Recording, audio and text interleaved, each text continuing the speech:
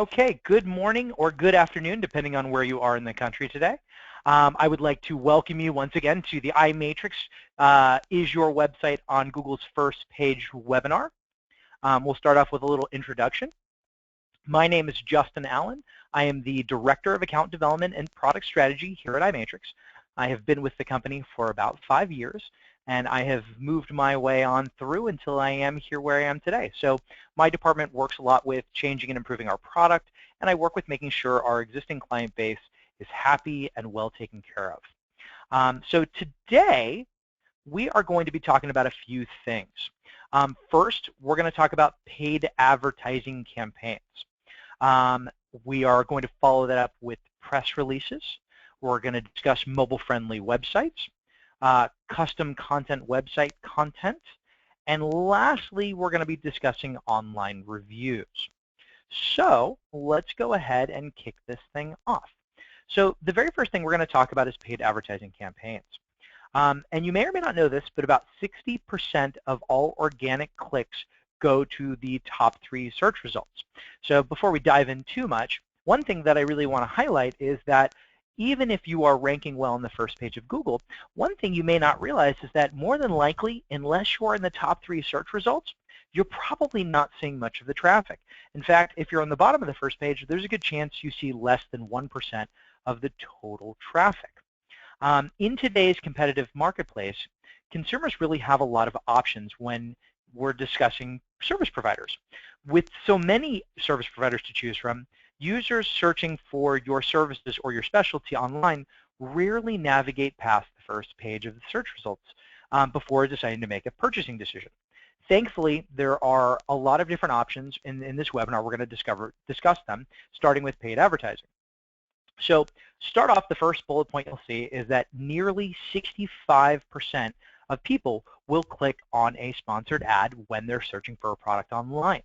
So again, for those of you who don't know, and I should take a quick back for a second, pay-per-click advertising is the idea that you can purchase a click for people doing searches. So most of you have probably done a search on Google, and at the very top, you'll see links that say ad right next to them. Those are pay-per-click advertisements. And the way they work are by what's called live auction bidding.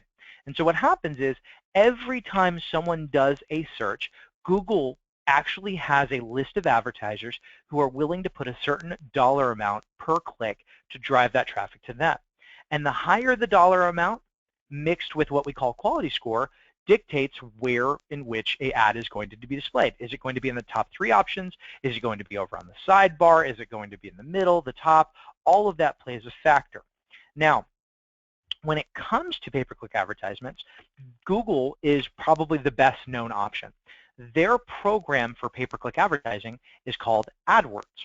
And AdWords is by far the most really complete advertising option. It is incredibly complex. It allows you to do so many different things like target a particular keyword in a particular neighborhood, or do a particular radius from your particular location, or target a particular language or a particular kind of browser. Heck, you could even advertise, if you wanted to, only to iPhone users. It's amazing who you can target when it comes to pay-per-click advertising. And although a lot of people know it's pay-per-click, what you still have to realize is that 65% of people will click a sponsored ad. And whenever I'm talking to people about this, the response I usually get is, but Justin, I know it's an ad. I don't want to click it. I just want to click on the first organic result. Well, the reason you wouldn't necessarily want to think that way is because just because that's what you do doesn't mean that's what everyone else does. And I always pull up the perfect example of my mother. Whenever she is doing an online search, she doesn't really care what the difference between a paid advertisement and an organic advertisement is. If what is she searching for is in fact what comes up number 1 on paid click, that is what she is going to click on, because it's the simplest, easiest way for her to get from A to B. So the one thing I always say to clients is, look, even though pay-per-click, you might ignore it, that doesn't mean your entire client base will. In fact, the numbers we have suggest that a vast majority of people will click a paid ad as opposed to ignoring them altogether. Now, here's the one downside. organic search results generally perform better than an AdWords or pay-per-click campaign. And there's a few reasons why that is. And that is because a lot of times, if you are doing AdWords, you're paying a lot for the click, and a lot of people sometimes can be skeptical. And so they may click on multiple versions of the link. They may click on yours and the following one. They may be price shopping. But the truth is that a lot of the organic results will perform better because you're not as concerned of what the conversion rates are. If you're paying per click, it matters how well you're converting. It matters how many clicks it costs you to actually generate business. Organically, it doesn't cost you per click directly. So an organic result tends to have a much longer lasting benefit because AdWords, once you stop paying for it, those clicks go away. Organic actually stays a lot longer. Now, the downside to the reason you really might want to consider doing the pay-per-click is because if you're not ranking organically, this is the fastest way to actually generate business, even if it costs you a little bit more. But it is definitely part of a very complete advertising campaign. And if you are in a very competitive area and you're ranking well, you may want to consider both options because there is business you are losing in that scenario where you're ranking #1 organically, but maybe your competition is actually paying per click. And the reason is simple. There are people, just like my mom, who will just click the first link. There's also a little bit of brand building going on. If you are the #1 organic list and you're the #1 pay-per-click list, there's a good chance the client is going to feel very comfortable that you are, in fact, the best possible, the best possible choice for that. Now, we do have a couple of tips and tricks to talk about for paid advertising campaign, and one of those is we really recommend using a long tail keyword. And let me change our slide here real fast. So perfect. So the first tip we want to do is we want to use a longer tail keyword. Now, a longer tail keyword or phrase is something that is more than just basic. So for example, let's say we're looking at a veterinarian. So if we advertise for the keyword veterinarian and somebody types in, a vet in, we're in San Diego, vet in San Diego. Well, vet in San Diego is a much more specific word that less advertisers might be advertising for. So it might be actually a cost benefit to us to advertise for that keyword because it costs us less than the keyword veterinarian, and we get a very specific search. So we always say, look, long tail keywords aren't bad. You don't want to just say, hey, everything that goes along with veterinarian. That has its drawbacks. In fact, one of the things we talk about is opt for tighter matching. One of the things that you really want to be careful of is when you do broad keywords. So going back to that keyword, if you say vet or veterinarian, we want to be very careful. And the reason we want to be very careful is we might be paying for searches and clicks that don't represent what we're actually searching for. So again, if we say, okay, I want to advertise, I'm a vet, I want to offer, I want to come up for vet keywords.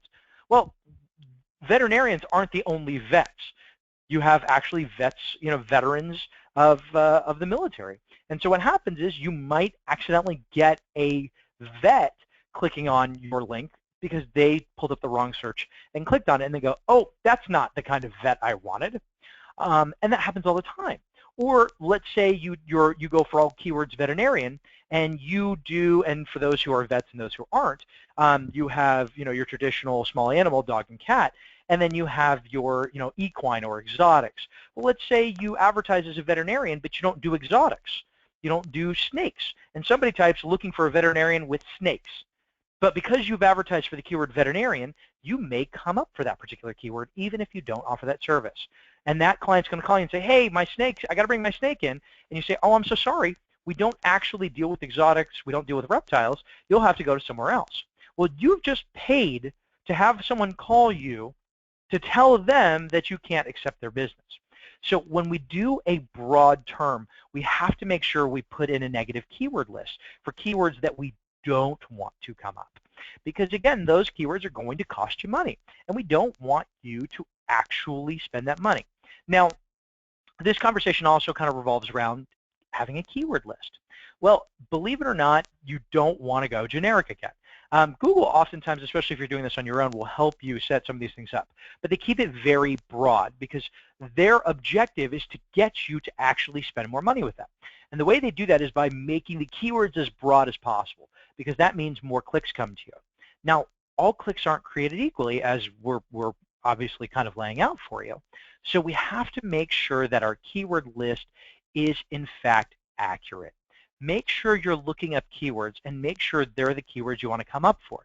Then you want to make a whole other list of negative keywords that you don't want to come up for. And those are how you have an active, good campaign. Now, let's talk a little bit about ad extensions, leveraging keywords, and having a more enticing ad. So hang on one second. Let me pull this up here. So first and foremost, what are ad extensions? Ad extensions increase your online visibility and the real estate your ad inhabits on the search results page by highlighting extra information. The information is things like the business phone number, the address, links within your website, or even your Google Plus rating. So what the ad extension does is really expand what the listing is there. And that significantly helps you because it means they can grab your phone number right off the home page. It makes you more reachable. And so the ad extensions definitely help. When it comes to, for example, leveraging keywords, we really want to think about certain keywords like city keywords, action keywords. You know, the phrase "learn how to" if you're running, or if you're running a special or offering a discount. You know, discount applied. We really want to apply the numbers. So if you're trying to add a promotion, make sure we're using that in the paid advertising. You know, there's so many advertisements that say, hey, 15% off if you click this, you know, click our link.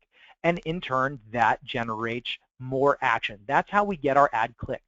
Even if we're not paying the most per our listing, a lot of times we can draw the traffic we want because we've leveraged the right keywords. We're using keywords that are specific to their geography. Let's say, for example, and here's a perfect example, let's say you are in one city, but a neighboring town or city is really close, and you're just as close as businesses that are in that city. Well, if you're a chiropractor, you could say, hey, and perfect example is I live in a town called San Marcos, which is in San Diego, which borders on Carlsbad. But you could be on the edge of San Marcos and really want business in Carlsbad. So when you leverage those keywords, you can use, hey, we service clients in Carlsbad. And that'll make people a little more comfortable because they know you are in their location. The other thing we want to talk about is, okay, so adding an IP address. Well, one thing we talked about doing are exclusions like negative keywords. Well, we can also do geographic exclusions.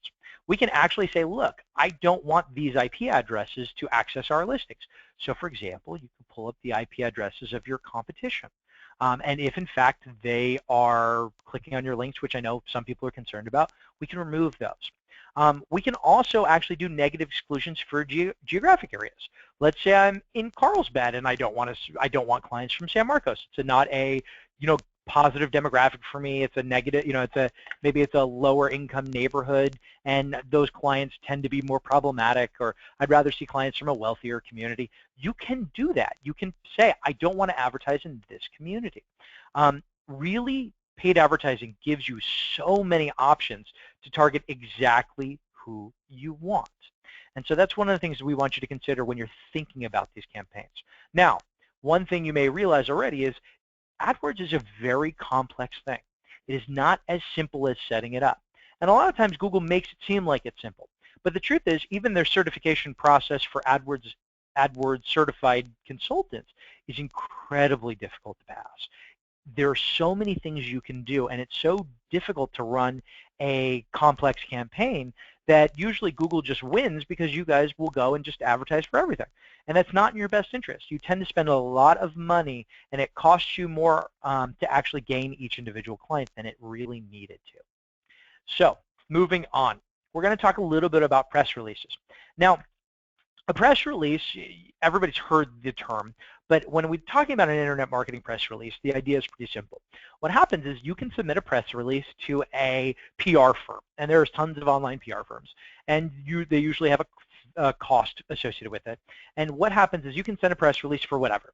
Now, the benefit of press releases in internet marketing, and it's come down a bit recently, especially recently. But the benefit of a press release is the article is entirely about you and your business.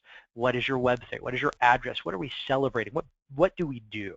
In fact, we do press releases all the time. There was a press release that went out when we launched one of our new services recently, and that went out and it had my name attached to it for a quote. And sure enough, if you search me up, you'll probably find that press release all over the place. What happens is press releases get picked up by media outlets.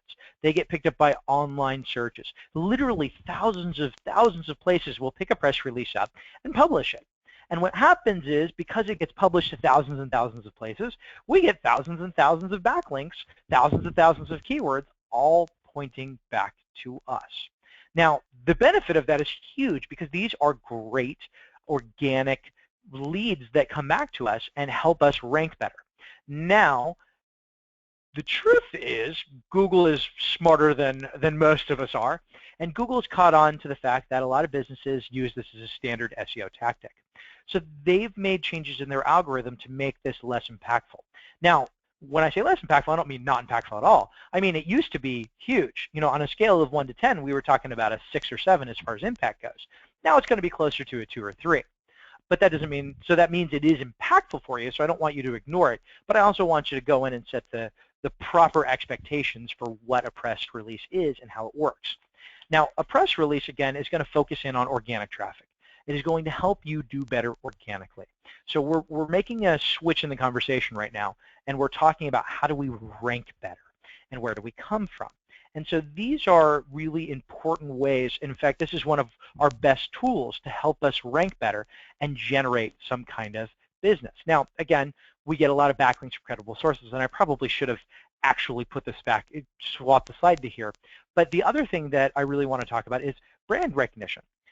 Press releases that are picked up by news outlets really do have the potential to be seen by thousands of people every day.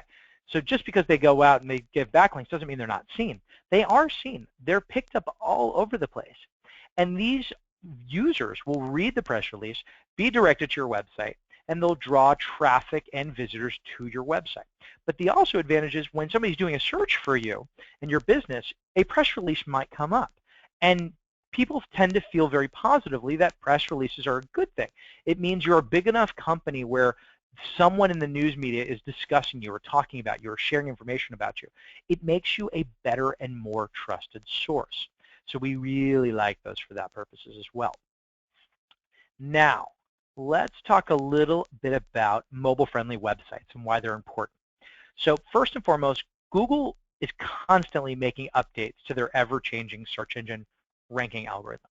Now, for those of you who don't know, Google tends to acknowledge they make about a change a day every year. So we know that Google makes about 1 change per day throughout the course of the year, on average. What does that mean for us? Well, it means there are going to be changes all the time. It means our rankings are going to fluctuate all the time.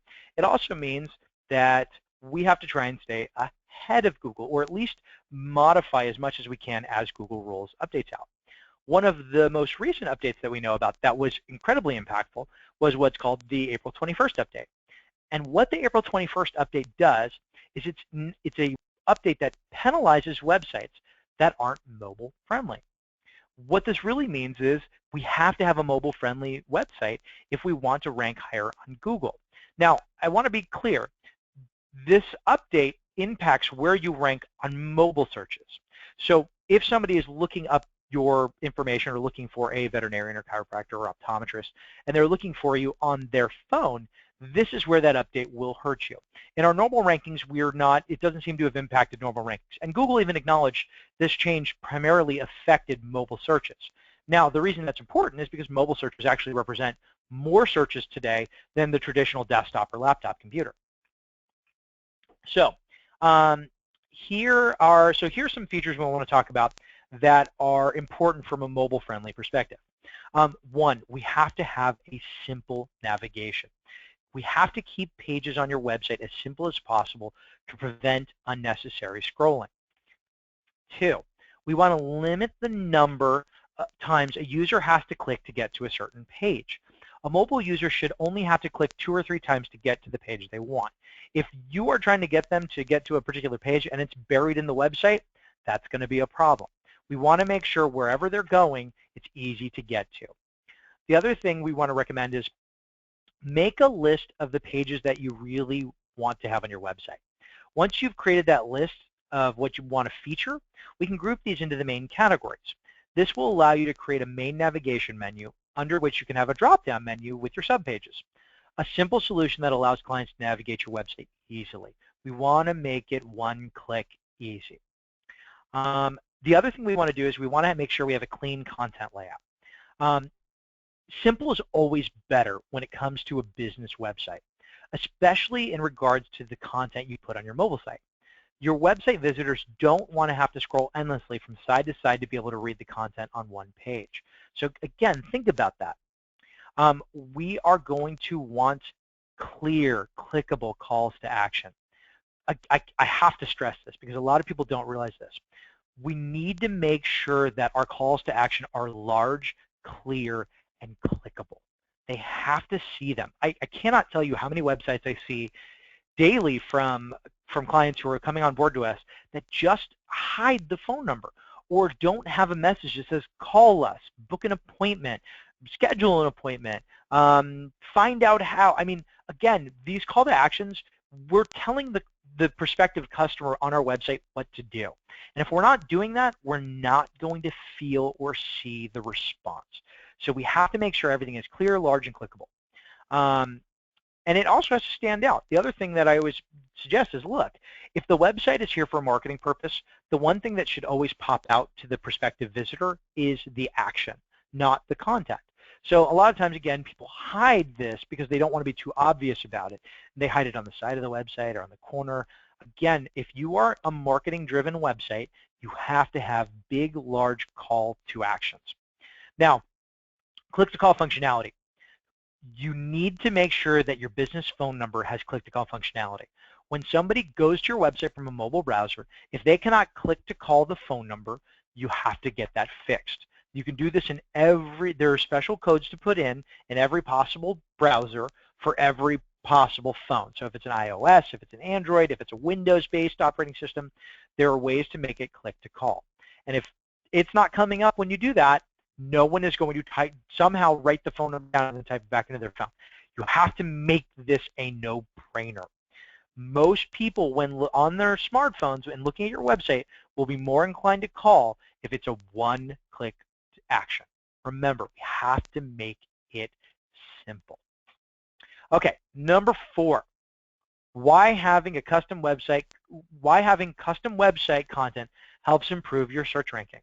So another one of Google's algorithm updates recently is called the Hummingbird update, and they've done a couple of them. But this update gives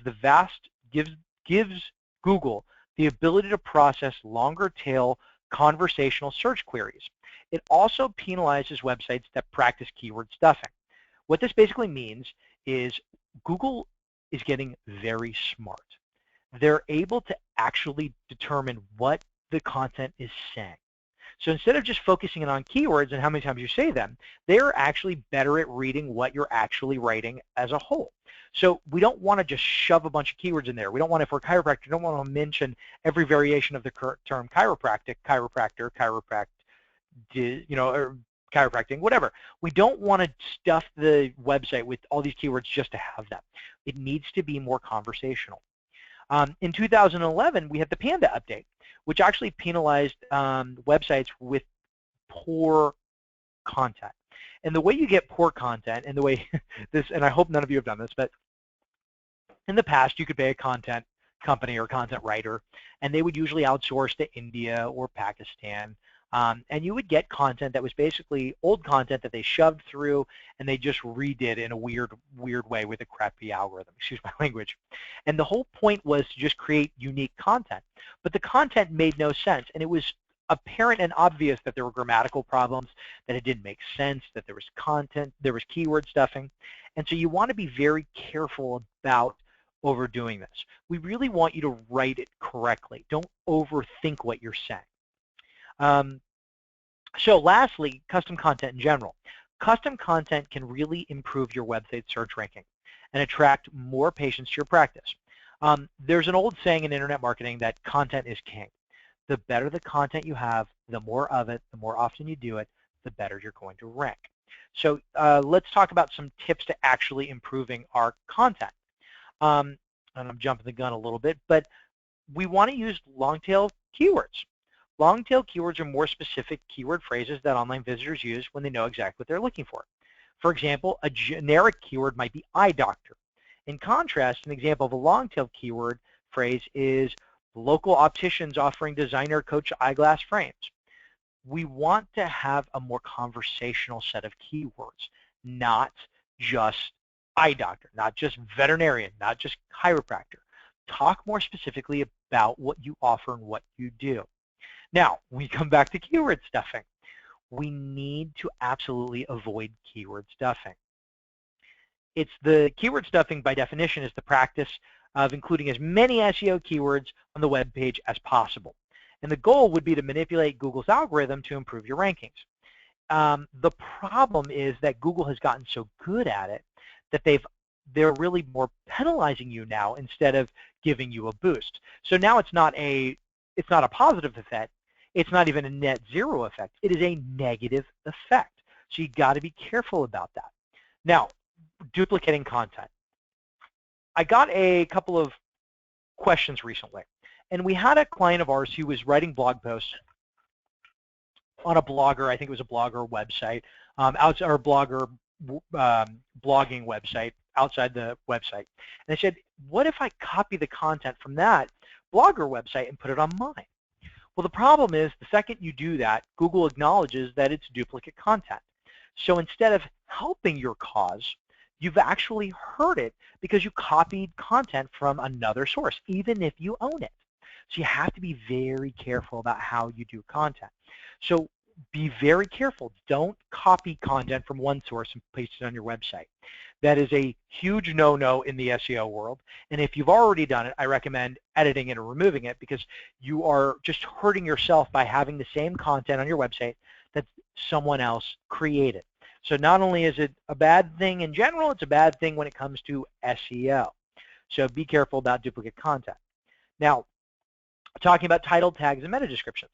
So title tags are what your website visitors see in the browser tab when they click on your web page. Title tags need to be informative, relevant to what's on the page, and they should be no more than 70 characters long. Search engines look at these as one of their 200+ ranking factors. And I'll go a step further. It's one of the factors. It is a very important factor. The title, the meta title of a actual website, the title of an individual page, is vastly important in how you're going to rank. If you want to talk about, let's say you're a veterinarian and you have some specialty for helping dogs that have been attacked by a skunk.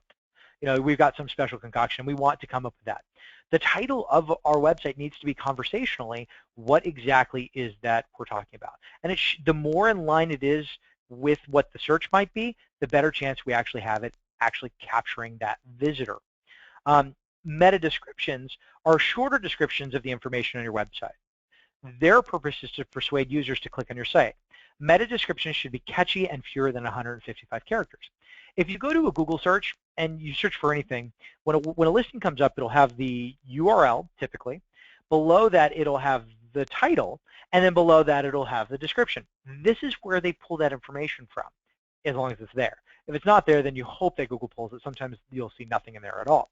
But these are very important, standardized SEO ways to handle things. So you always want to do that. Now, talking about online reviews, one of my new favorite subject matters. It's actually not one of my new favorite subject matters. I have been talking with my clients about reviews forever. And the reason we talk about reviews is because they have such a huge impact. 90% of consumers are strongly influenced by positive reviews when it comes to making purchasing decisions. 86% of online consumers said that negative reviews are just as likely to deter them from making a purchase decision or registering for a service. Reviews of your practice are not only important in helping visitors make the decision to use your services, but they are also important if you want to rank well on search engine results page. Your ability to rank well is dictated by your reviews. The best place to potentially have reviews is going to be on Google Business, Yelp, and then you have many others. But the truth is that impacts you. Now, It is said, and this is a little bit of a debatable statistic, but according to Search Engine Land, 10% of your ability to rank is based on your reviews. I repeat, 10% of your ability to rank is based on reviews. If you have not made a concerted effort to start getting reviews, we need to do that now. Now, the other bit of bad news I have for people is a very common tool out there is Demandforce. And Demandforce is being used by a lot of clients, and Demandforce is great at getting reviews. Now, there is a huge problem in the way that they do stuff. The problem is that Demandforce has your clients leave reviews at demandforce.com. You have your own little directory page on demandforce.com, and that's where they get reviews. The problem is, first of all, no one sees those reviews. And because Google knows that those reviews are not gotten in the best possible way, they don't impact your ranking as well as they should. So we really need to reconsider how we're doing reviews if we're doing them that way. And if we're not doing them at all, we absolutely need to do them. Because the more reviews you have, the more consistent those reviews come, the better your website will rank, and the more it will stand out. Again, I want to reiterate, 90% of consumers are highly influenced by reviews. And I'll tell you this, me personally, I've always loved reviews. Now, I know Yelp, I know a lot of people are probably going, oh, Yelp, that's immediately what comes to mind when we talk about reviews. But the truth is that regardless of whether we like Yelp or not, people look at Yelp for reviews. And even though they are a questionably, ethically questionable business when it comes to their model, the truth is you don't have to pay for their services. What you do need to do is you do need to actually try and elicit reviews on both Yelp and Google Business. That is the most important place you can get them. Now, if you haven't already, you need to create or claim your business pages. So if you haven't actually gone out and claimed your Google Business listing, you better go do it right after this call. It's not very difficult to do. You can, in fact, how do I claim my business listing? If you type that into Google, Google will take you to the page. I believe it's google.com/business, or I'm trying to remember what it is, something like that. But the point is you need to go and claim your listing. That's step number one. The other thing you need to do is you need to have a system in place to be able to track reviews. So a lot of times when I have a conversation with a client, they are not aware that they have a review online. Now, that's not always a bad problem. If we have good reviews, it's okay. We don't have to respond to them. Now, best practices say that we do.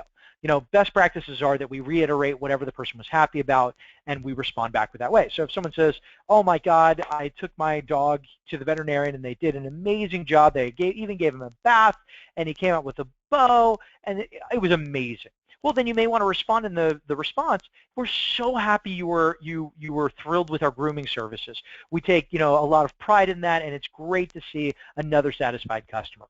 That's a great review, great response, because we reiterate a keyword here, grooming. Grooming may be something that we want to come up for. So we want to reiterate those keywords. Now, here's the flip side of the coin.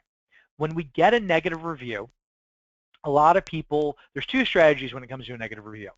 One, respond. Always respond to a negative review. Now, this is where we get into a little bit of a problem, because there aren't a whole lot of good ways to respond to a negative review. There is one classic method that is tried and true that I recommend, and that is, and you can copy this phrase practically verbatim, we are so sorry you were disappointed with your service. Please call us to see if we can make it right. Now, this could be a crazy person. It could be a person who never actually came in. It could be a person who, doesn't matter what you do, will never be satisfied with your response. Or they could have had some ridiculous experience that never actually happened. You can't get into an argument with them about it. You can't say, well, that never happened, because what are they going to do? They're going to respond to your response. And it is going to look bad, regardless of whether it's true or not. So first, we have to get it out of our heads that it doesn't matter how accurate the responder, the original poster is. The only thing that matters is how you respond to it. And the best response you can do is, we are so sorry you were displeased with your service. Please call us to see if we can make it right. And the reason that's valuable for you is, first, it shows that you respond to reviews and you care about them. And two, it shows that you legitimately want to care and respond to the customer. Now, again, you may realize that this customer is never going to talk to you. This customer wants something outrageous that you're never going to offer, and that's okay. but we need to get the impression to potential clients who are looking at the negative reviews that it matters. Every business at some point is going to have a negative review. So as long as we accept that at some point it's probably going to happen, we can then get over and respond to it effectively. So that's, again, regarding reviews. Now, going back to the conversation at hand, we have to be able to track it. We need some way to know a review happened, because the worst thing that could possibly happen is somebody puts a negative review up and you don't know about it for 6 months. For 6 months, this thing has been impacting your business negatively, and you didn't even know about it. That's a problem. So you have to get some kind of system in place to track these things. If you need help, we have services that can do that for you, but in general, it doesn't matter how you do it, you have to do it, is what's important. Now, and I apologize again. Once I should have actually clicked on this a little bit earlier, but we covered basically most of what these components are for the continued version. So I'm going to skip to the next slide. So one thing that we again want to do is we want to respond quickly, and I didn't mention this, but you need to. You have to respond to a comment or concern very quickly. The longer it takes you to respond, the less genuine it's going to be. So that's another reason why we have to be on top of the reviews, so that we can actually get on top of them and do them. Now, we're coming up to our conclusion for the webinar. And so there's a couple of things that we kind of want to go back and just kind of readdress, recover. One, you can use paid advertising to take up real estate on Google's first page without the need for SEO. So if you're struggling with SEO or you need business immediately, paid advertisement is definitely a way to go. 2, press releases can improve your ability to be found and the amount of traffic that comes to your website. Not as impactful as it used to be, but it is still impactful and it still matters. 3, you need a mobile-friendly website that is built correctly and has click-to-call functionality. That is important. This impacts your ranking on mobile searches. 3, was it 3? 2, 3. How custom content is important for your website. The more of it you can create, the more of it you can add, the better it's going to be. Just make sure it's not duplicate content. Lastly, online reviews are so important. Please make sure you are addressing online reviews. Make sure you're encouraging, make sure you're inspiring online reviews. So, last point, if anything that we've covered today seems overwhelming, or you're just not getting full time to manage it, or it's just too much for you, or you're confused, we are happy to help. Call our support line, talk to your account manager. You have, more than likely, if you've been with us for a while, you have an account development consultant. Talk to them. Let them know what you're struggling with, and they will guide you down the right solution. If you are a do-it-yourself person, we have plenty of ways to assist you. We have guides. We can walk you through it. If you prefer service options, we have those too. We have service tools that will help you generate reviews, that will help you track, that will create custom content for you and press releases. It really just depends on what your needs are. And I don't want to get too into it because I'm not a sales guy. But the point is, we're here to help you however you need help. If you need direction because you want to do it yourself or your staff, fine. If you need some programs, we have those too. Lastly, I'd like to open up the floor for questions and answers. If anyone has any questions, please go ahead and type them into the little chat questions section, and I will be happy to answer them as they come in, as long as I possibly can. And we actually do have a couple of questions here, so let me pull this up real fast. Let me pop this out so I can actually see them. Okay. Oh, we got a bunch of questions already. So let's start off with, let's see. Okay. Okay, how can you, this is a great question. Sarah asks, how can you search your site for duplicate content? Well, Sarah, there's actually a fantastic number of tools out there that will scan your particular website and find duplicate content. In fact, I'm going to see if I can pull one up for you because I want to, well, my computer's freezing. Come on, buddy. I'm going to see if I can pull up a duplicate. There's a copy, let's see, duplicate content. Let me see if I can pull one up for you. And I'm off the top of my head, I'm blanking on the name of what their sites are called. Yeah, honestly, there's so many of them. If you just type duplicate content checker, on Google, you're going to pull up actually a ton of them. Copyscape is like the #1 to do. You can totally use that. That's fine. It'll give you a good idea of duplicate content. And just think about it like that. Let's see. That was a great question, Sarah. Online PR. Good online PR websites to use. Again, you can type that in. One of the biggest one is, oh gosh, press releases. What is the name of that one? And I'm so sorry.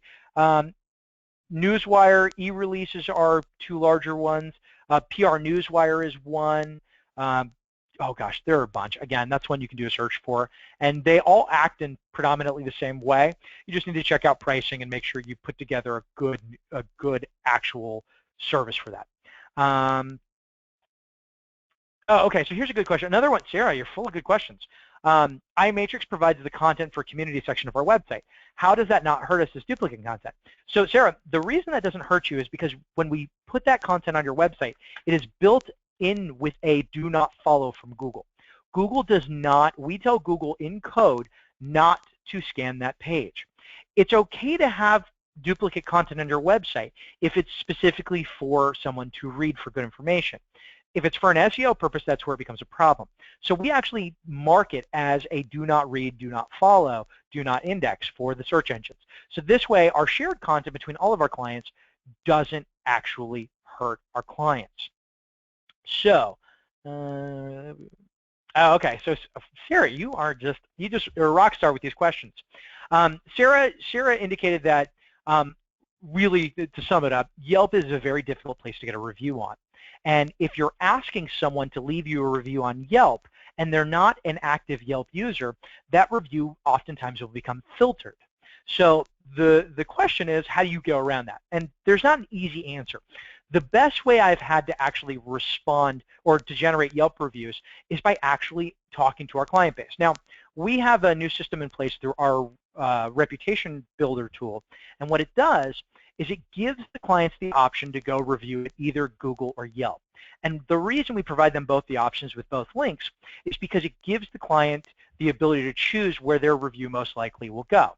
And we put Google first. And the reason we do that is because if the person is familiar with Google, has a Google account, which almost everyone does, their review is likely to go on Google. If they're a Yelp user, odds are they write reviews on Yelp, they have a Yelp account, they're more likely to pick Yelp as their choice and go through that process. But Sarah, you're right. Yelp is a big pain in the butt. I'm not going to lie. But that doesn't mean you should stop using it.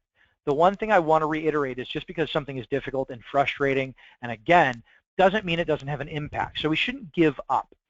When we're actually asking for a review, it doesn't hurt to actually ask the client if they use Yelp. And if the answer is yes, they do, ask them if they wouldn't mind leaving a review. If the answer is no, then I would encourage them to leave a review on Google.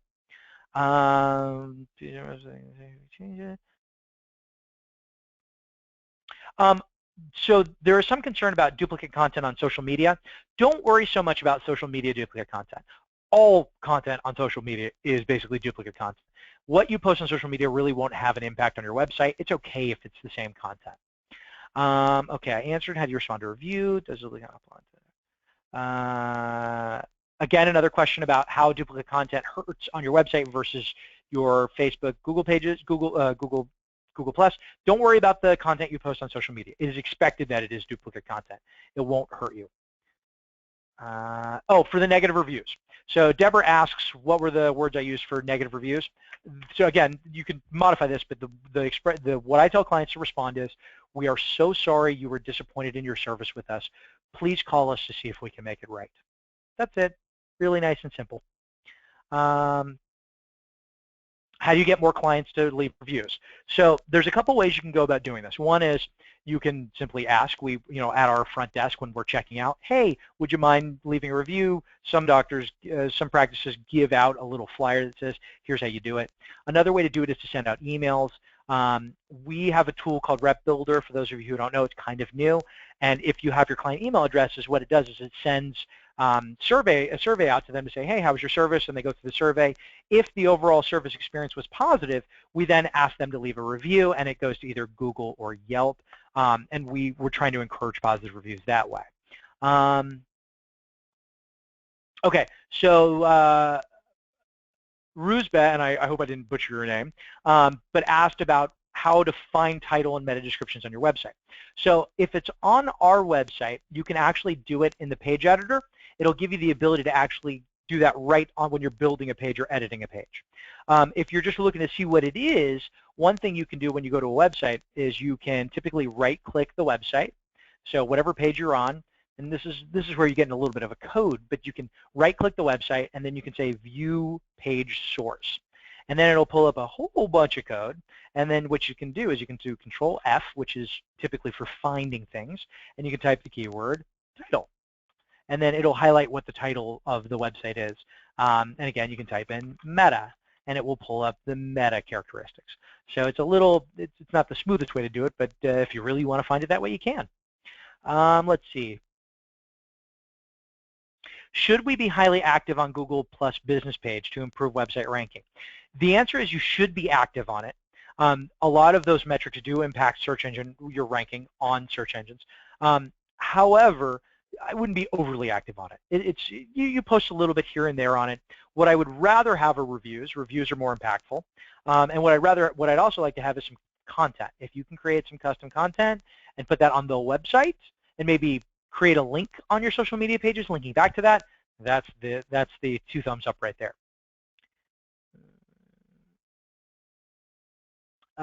Sarah asked a question regarding HIPAA by sending out reviews. Nothing is disclosed medical information, so we don't have any HIPAA concerns. Our legal team has actually gone over that, so there's no HIPAA issues that we have with our survey tool. So you're all set there. We're not worried about that side of things because that's taken care of. And I think that's going to wrap us up for the day, guys. So I hope you guys all enjoyed the webinar. If you need a copy of this, we can provide it. We are recording the webinar. And so if you also have any questions, please don't hesitate to call our support staff or your account development consultant if you have one, or your account manager in general. We are here to support you. So I hope, again, everyone had a great time, and hopefully you're not annoyed with my voice like my wife. A couple people are asking where you can get the video copy. Once we're all done here, our support staff should be able to provide that for you if you send in a request through support@imatrix.com. So thanks again, guys. Have a wonderful afternoon and enjoy the rest of your week. Bye-bye.